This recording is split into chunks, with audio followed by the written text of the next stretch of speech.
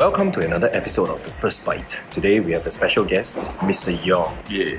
Okay, so right now we are at Changi Airport Terminal 4, the new terminal. Mr. Yong hasn't tried curry times before, so I think this meal qualifies as a first bite moment. So what do you order today? Dry Laksa.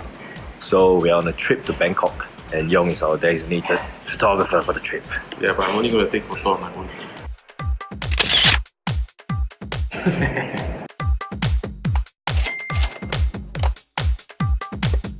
Are you ready for the first bite moment?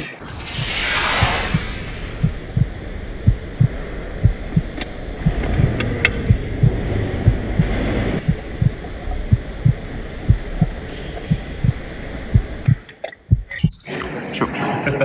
Quite good, the laksa flavor, very strong. It's like, usually the laksa is soup, get to savor the flavor slowly. Then when they make it dry, the flavor is condensed. It hits you. Good stuff. I agree. That's why I ordered the same thing. But this one is a Kway teow. kway teow.